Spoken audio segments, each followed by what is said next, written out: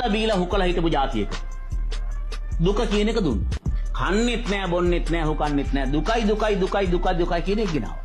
දුක ආක්‍රමණයක් මම මේක කියනවා. පන්සල් ගිහිල්ලා උපාසිකාව බලපන් මූණ පුක වෙලා ඉන්නේ දුකෙන් ඉන්නේ. යකෝ නිවන් යන්න නම් මේ ව්‍යාපෘතිනේ සතුටින් ඉන්න පායයි. මූණ පුක වෙලා. ඇයි දුක? ඒකෙන් වෙන්නේ මොකද්ද? ගෙදර තියෙන සෙක්ෂුවල් ලයිෆ් එක නැති වුණා.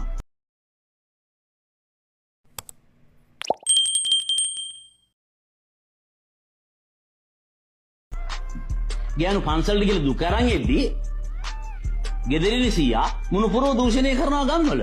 ඇයි? අල්ලා අල්ලා ඉඳවත් ආච්චි නෑනේ කයියක් ගහන්න. මේ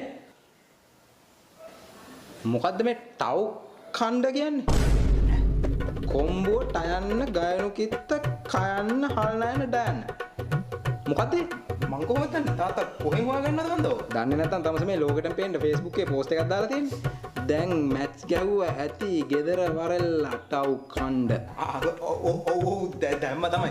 මේ ටව් ඛණ්ඩ කියන්නේ මේ ඛණ්ඩ කියන එකම තමයි ඛණ්ඩ කියන්නේ. ඛණ්ඩ කියන එකට කෙලින්ම ඛණ්ඩ නොකිය මොකටද නිකන් ටව් එකක් ඉස්සරහට දාලා ඛණ්ඩ කියන්නේ?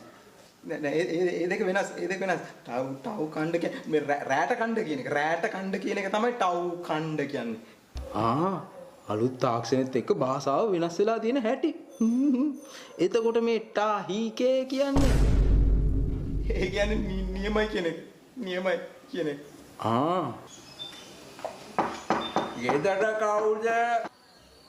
ආනේ ලොකු අයියා. මොකද මේ හදිසියෙ මේ පැත්තේ? ආනේ නෑ මලේ හදිසියෙම කොළඹ. වැස්සක් වගේ ආපු ඉන්න මෙහෙට කොට උනා. හීකේ කාලෙකින් ආපු එකේ ටව් කළම යන් පුතේ මාමර ටව් කණ්ඩලයි කලිසම ගලවන බලපන් තෝගේ කොච්චර කොටද කියලා. මෙන්න මෙච්චරක් විතර තියාගෙන අනුගේ කලපිය ඔය ගහපිකා බලපන් මෙච්චර නෙමෙයිද කියලා.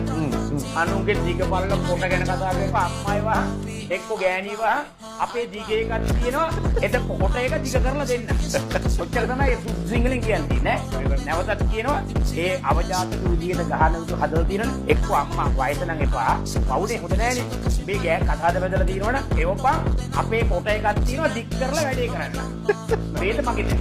වැඩිද මන්ද? කරන්නේ. ඒ විදිහට කතා කරන්නේ. හරි. මුත්තේගම රම්පණ්ඩගේ කොල්ලා ජාතියන්තර සම්පූර්ණකදී බුද්ධිම මුස්තිය ගැන සිංහලෙන් කතා කරද්දී බලව් වල ගම්බුල කනේ උන්ට නම් කිව්න්න බෑ. ඊට පස්සේ තමයි ගහන්නේ උසයි මිටි කොටයි